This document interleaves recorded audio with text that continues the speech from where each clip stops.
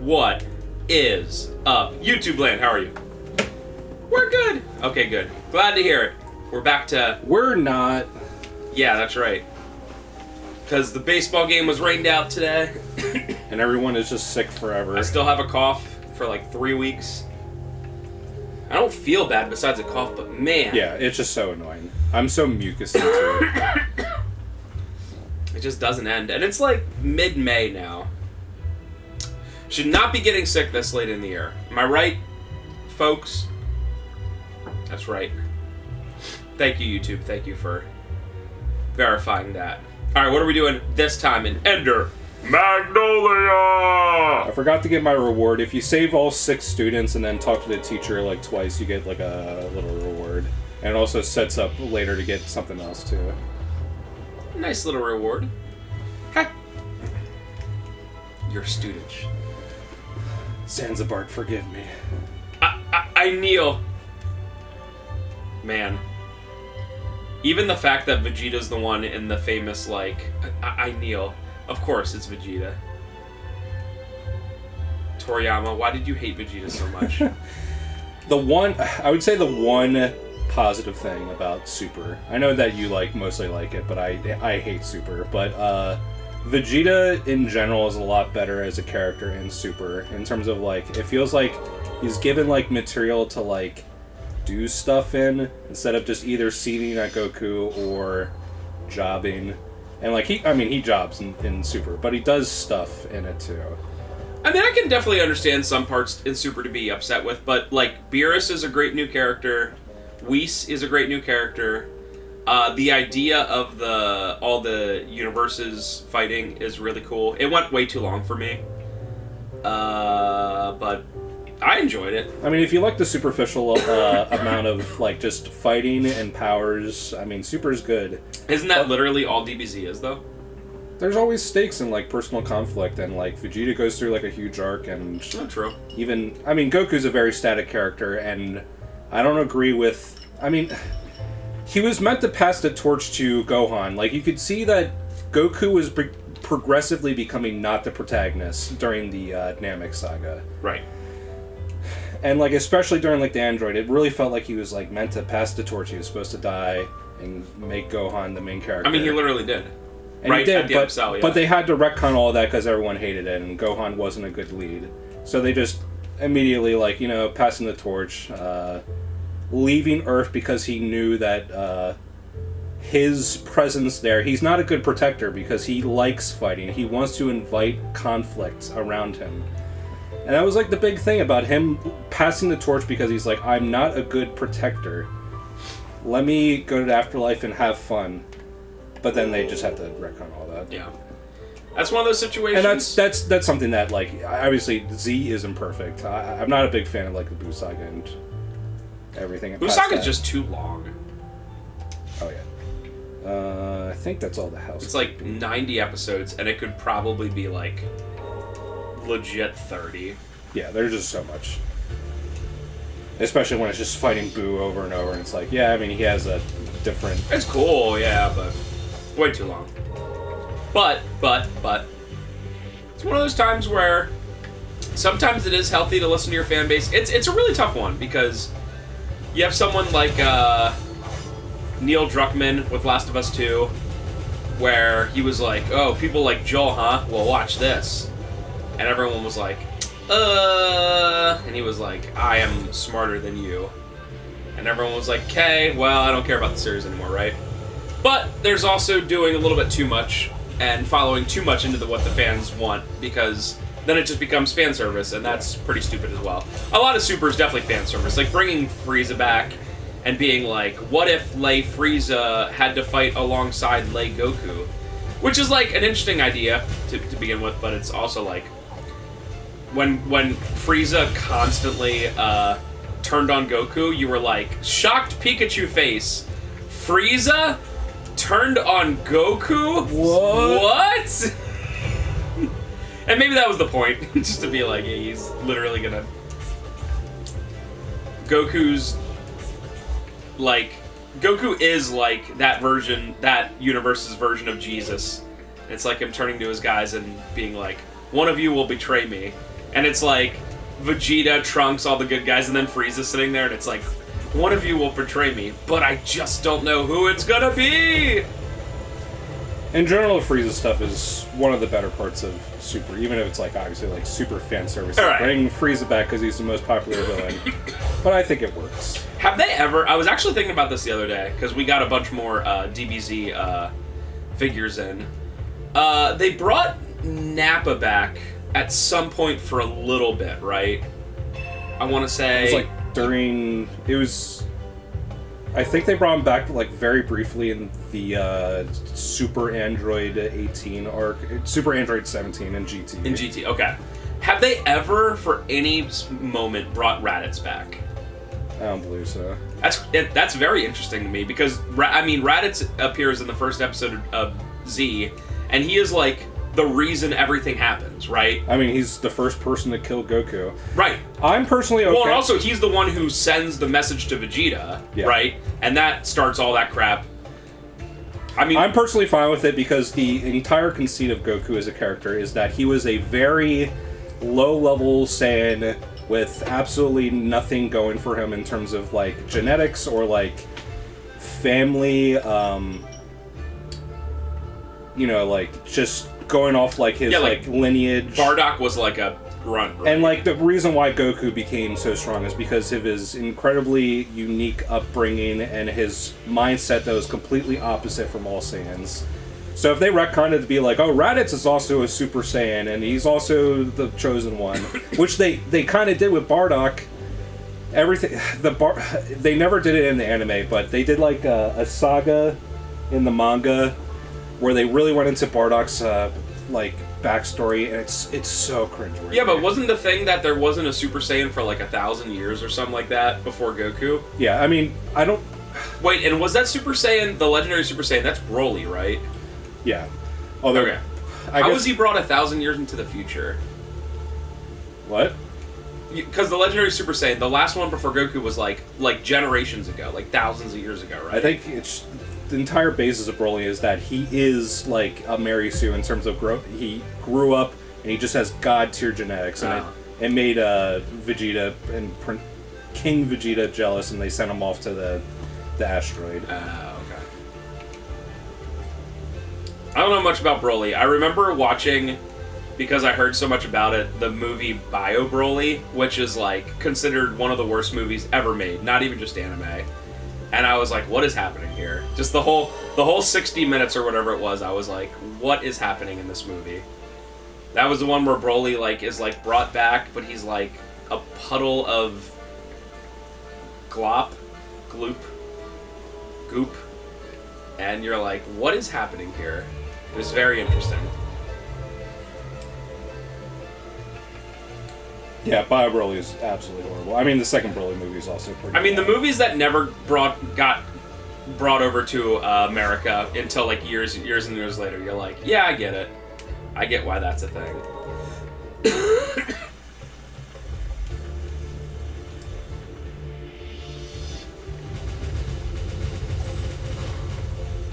Anyway, I kind of liked it.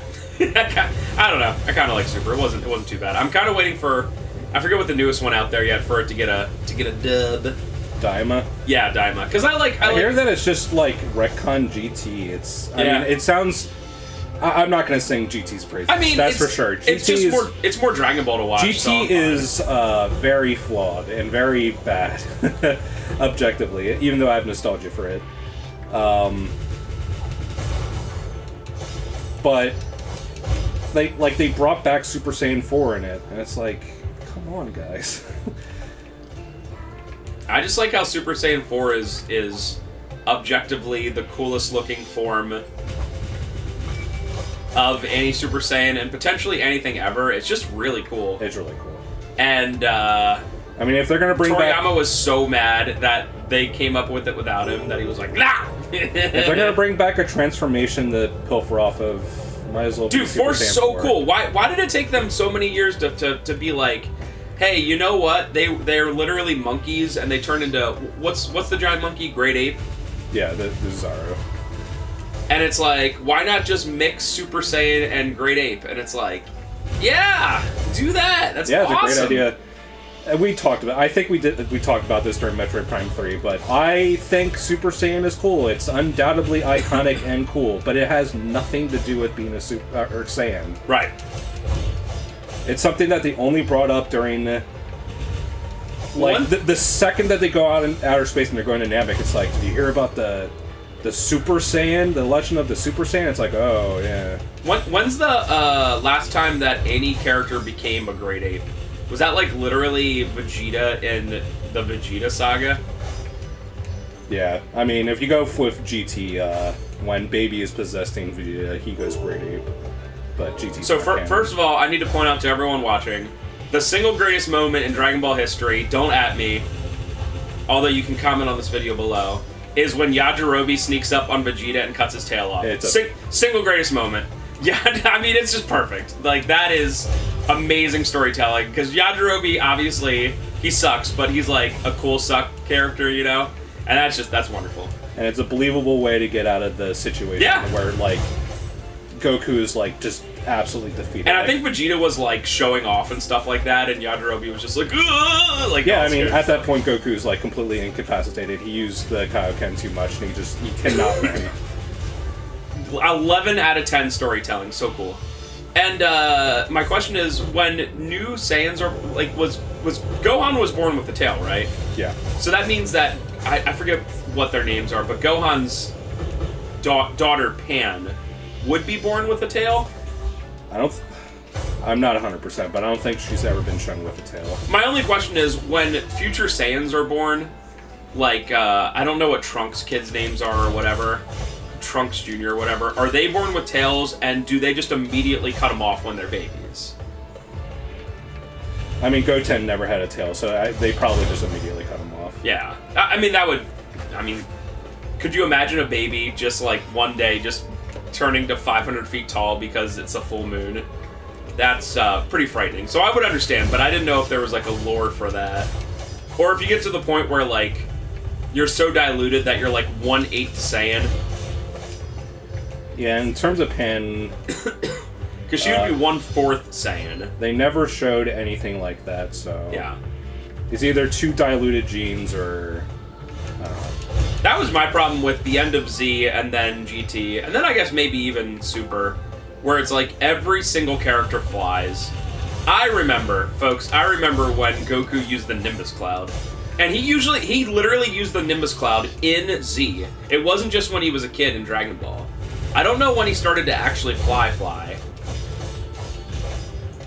And I don't know if he was using it just because he had Gohan with him, but he definitely used the Nimbus Cloud during the Saiyan saga. Yeah, and then he, like, gives Gohan the Nimbus. So I remember that. And then, like, Pan is, like, 5 years old and is, like, flying and stuff. Well, Gohan teaches Videl how to fly, and she's completely normal. Right. But again, that's true. She's literally a human. 100% a human. But Krillin can do that ages before. Oh, yeah, you're right. Before that. You're right, and he's a human, too. But, I mean, he's the strongest human, but he's still a human. That feel when strongest human. It does not matter. And then he gives it all up when he gets a waifu. Many such cases. He gets mean emo wife and goes, I don't want to fight anymore. And wife is like, I will fight for you. That's that meme where Android 18 would be standing in front of Krillin and saying, excuse me, he ordered the chicken tenders, not the steak. And Krillin would be like, thanks, 18. Yeah, but Krillin won. Oh, yeah. Even though 18's pretty sweet. Like, once eventually, yeah. I do not like Chi-Chi. Chi-Chi just feels like, I don't know, like, obviously she just really cares about Gohan, but her character is very weird. I mean, she literally, like, I don't know, sometimes you just gotta give the hand you were dealt, you know, because, like, every single person's like, wow, Gohan is stronger than Goku. Like, if he works on this, he can be the protector of the Earth for, 50 years? I don't know how long they live in normal lives. Whatever, 50, 80, 100 years, right? And she's like, you have to learn math. And it's like, I don't know, that would be like, I don't know, Chipper Jones had a kid who's like so much better than him at baseball, right? And he was like, "Now, son, I don't want you to follow my thing and play baseball and make millions of dollars and be a hero." I don't think it would be that. It would be Chipper Jones' wife being like, "You cannot play baseball. You have to be an actor." Right. Oh, you're right. And like the kid being like literally like the next Babe Ruth, and it's like you literally cannot. But Mom, what if I, study math and baseball? No, you literally cannot. Gohan had a hard life. Although with Super, he, like, went back to being, like, the strongest, if I recall. Or maybe that was the movies. One of them. He's pretty irrelevant during Super. I mean, Maybe I'm thinking of one of the recent He trains movies. up in one day for the Universe Tournament, and then he's, like, he's pretty strong. He's definitely, like, Super Saiyan God level for some reason after one day of training. Did they bring Jiren back? No. It's literally not even in the same universe. I don't know, but now that they have shown different universes, they could literally be like, I entered a wormhole. I am Lei here. It's possible. As far as I'm aware, all the universe crap was just a gimmick just to have Lei's strongest tournament of power. Yeah. Stuff like that, you really have to set the ground rules immediately. Kind of like anything that has multiple universes or time travel, you have to like very, very specifically explain it, or else it has no rules. I'm always fine with time travel with Terminator rules, where it's like, you can send something back but not forward, deal with it. And it's like, great. You know what I mean? Like time travel already is a paradox and makes no sense. But at least if you can be like, here's the one rule we have. Send anyone, anything you want back at any time, but you can't send anything forward. It's like, okay, great. At least we know at any point you could just be there. Oh, by the way, did you know that in I want to say it's Terminator Genesis. I forget which one. It's one of the newest ones. Dark Fate, maybe. It might be Dark Fate. The first scene has them sending the Arnold Schwarzenegger Terminator back in time to kill John Connor when he was a kid. And they, like, digitally de-aged John Connor, so it was like a 10-year-old him from Terminator 2, and he gets killed. And, like, him and his mom, Sarah Connor, are, like...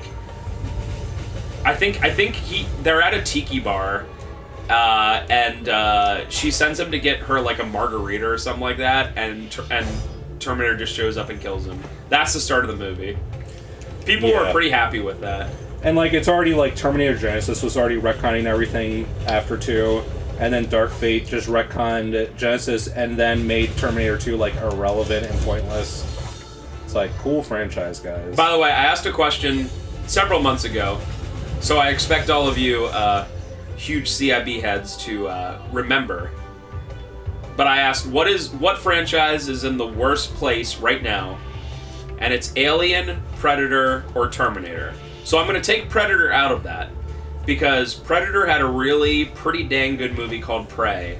I think it's on Hulu streaming. It's really good. It, like, tells the story of, like, the 1700s, like, Native Americans, and that's when the Predator shows up, and it's really good. It's very, very enjoyable. And they're making, like, maybe not a sequel to it, but something in the same, like, general spear, and it's directed by the same guy. So Predator is kind of back, baby. Terminator still isn't back. Alien still isn't back. Even with that newest... I forget what the newest one is called. It wasn't very good. But I'm going to add Star Wars to that equation. I'm going to remove Predator and add Star Wars. Which one's in the worst situation right now? And the reason I specifically add Star Wars is a lot of people are like, well, Star Wars just isn't a profitable IP, blah, blah, blah. I mean, they're still making stuff. Like, Andor Season 2 is, like, coming out right now. Yeah, but I don't know if you know this. Like, Terminator is obviously the worst, because it's literally dead. Like, nothing's being made for it. The last movie was a turbo flop. I mean, everyone hates the sequel trilogy, but each movie made, like, at least $1 billion. True, but they have nothing going right now for any movies in Star Wars, which is crazy. And they just brought back Star Wars Episode 3 to theaters like a couple weeks ago for I think it was the 20th anniversary or whatever, and it like was the #1 movie for weeks. So it's not a Star Wars problem.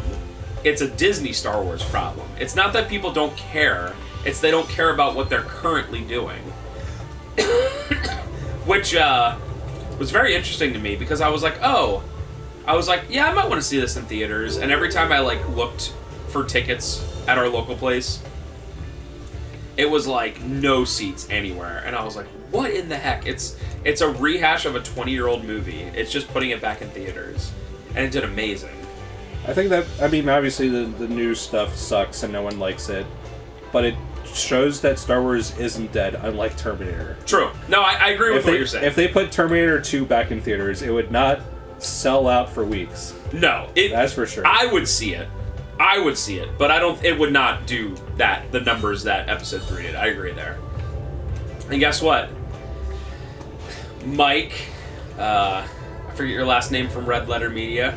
The prequels have been redeemed, sir. They have been redeemed. I guess in the fact that seethe on it. They're less of a dumpster fire. They're still boring. No, I really like. I don't even like the prequels, honestly. I think Episode 3 is a pretty decent movie. I really dislike Episode 2. I think it's awful, and I'm not a huge fan of Episode 1. I think it's pretty boring. I think 3 has some pretty good moments, but I just wonder how he was feeling seeing it go back into theaters and being like, And who knows, maybe they'll make worse stuff, and in the future people will be like, remember Last Jedi? It's back in theaters again. Let's go see it. It was pretty good, right? No, they're not. I think if Disney wanted to create goodwill with the Star Wars community and like be like, we're sorry. I mean, they're never going to do it. But if they like release like the original trilogy without all the George Lucas garbage attached to it, with all the special editions, and just release the raw movies again on Disney Plus, and I don't know, just made everything available, I think it could go a long way. No, they need to come out and say the extended universe is canon again. That's literally what they would have to do. And being the problem is that they have meddled with it so much that yeah. If they did that, it would make absolutely no sense. Right. I get it. They messed that up early on, but they could. I mean, Marvel's about to do a huge reset. Like, you can tell they're just going to have this ridiculous reset. And Star Wars could do that, be like, complete reset. Only, I don't know, 4, 5, 6, 1, 2, 3 are canon, and these specific canon, extended universe things that people like are canon. And we're starting fresh. Sorry, we messed up. No Rey movie. Please forgive us. Please buy our toys.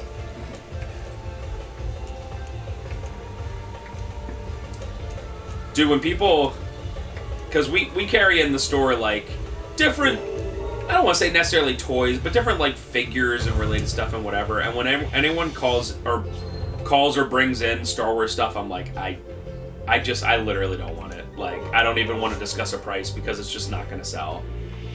The only, like, asterisk to that would be, like, I have original 1977 figures. I'd be like, okay, that's pretty cool, but I can see. But if it's like, I have Black Series, I have Mandalorian, I have even prequel stuff, I'm like, dude, I'm just not interested. It does not go.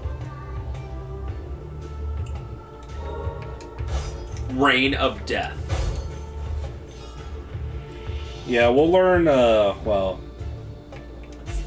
probably learn that the Reign of Death is caused by, they're literally called the Ancients. I know it's confusing with Final Fantasy VII, but they're called the Ancients. And you can kind of understand why it's happening, because basically they've been conquered by an invading force.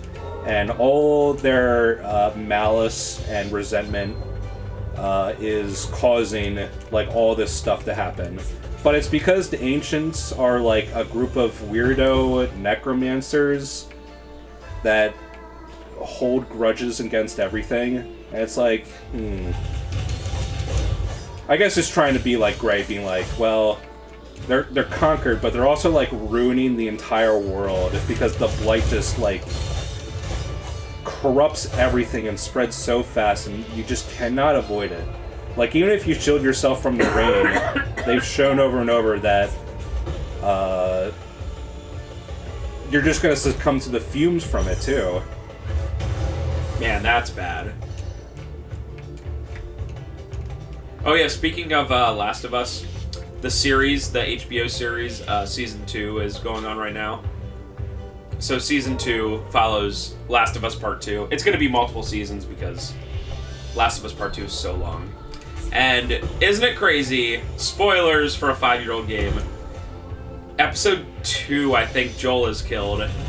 And isn't it crazy that, like, all of the ratings and all of the, like, critical acclaim and everything immediately went away after that? That actress that's playing as Ellie cannot carry a show. Dude. I mean, she's fine. But, man, like... To, like, care... Even, like, huge Last of Us fans are just, like, either mad or, at the very worst, like, indifferent of being like, okay. You know, the ironic thing is the character who's playing... Or, I'm sorry. The person who is playing, Abby is actually, you can tell, a pretty good actress, and actually makes me, like, root for Abby. Whereas, in the game, I was like, God, I hate Abby and Ellie. I dislike them both so much. But in this one, in certain scenes, you're like, oh, I kind of get what they're going for. And I saw they were already...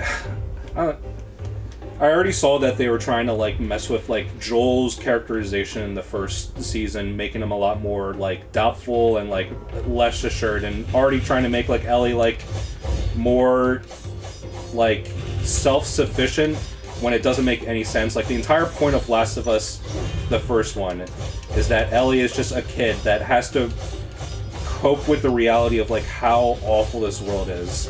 And then, when something happens to Joel, when he gets, like, really injured during the winter of that year, and, like, she has to step up and, like, protect him, it's like, it feels earned, because she starts out from nothing and slowly hardens up. But then, when they have just, like, them be self-sufficient from the start, and Joel be a lot more, like, flawed and, like, less capable, it feels so, I don't know. I still don't understand why you have to make a show out of a game that's essentially a movie. I don't. I was about to say, like, at the very beginning of that tiny rant, is that I don't even care about Last of Us. I don't even like the game, and, like, I appreciate the story, and I think the characters and stuff are cool, but I don't know. This guy literally looks like a Cetra in a G. I'm sorry, a G in FF7 Rebirth. Anyway, G? What are you talking about? The Gi. Oh, the Gi. The guys in the yeah, I can see that. Cosmo Canyon. Anyway, there's that meme going on right now where I forget Ellie's girlfriend's name. Dina is pregnant. I didn't even play the game. How do you not know that? I'm trying to forget it. Anyway, she's pregnant, and they had this line where Ellie finds out, and she says, "So, I'm gonna be a dad," and it's supposed to be like a cute, silly, tongue-in-cheek kind of thing, but it's just like delivered so poorly, and the scene was done just pretty poorly, and everything was done so poorly that everyone's just memeing it really, really hardcore. Do you know that picture of Kevin James from King of Queens who's just standing there in the kitchen with his hands in his pockets with that, like, crap-eating grin? Yeah. They put the character who plays Ellie, or the lady who plays Ellie's face on him, and it's like, so, I'm gonna be a dad? And it's just like, man. No! Do I have to do that all again? It just sucks, because that... it's supposed to be a funny, cute line, and it's not taken well because everything's so crappy. So that's all. It's not going very well. And honestly, the first season was alright. I watched it. And then, as I kind of thought I would do, I watched until Joel died, because I was like, there's no way they're going to do it this early. They're going to, like, retcon it and, like, make him last, like, longer and just do it later. And they did. They did it, like, at the end of episode 2. And I was like, alright. Wow.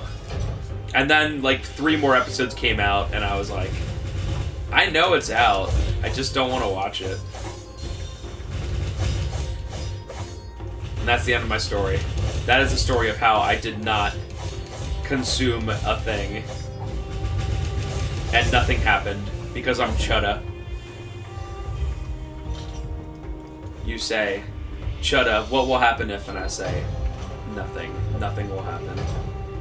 Because I will not watch your show. I will not buy your game I don't like. It's that simple.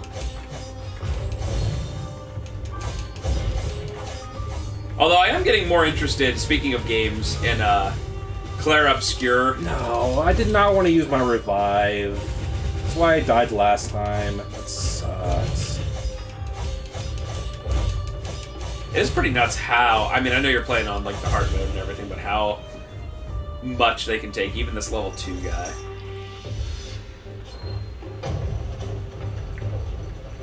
I don't even think that this boss is hard at all.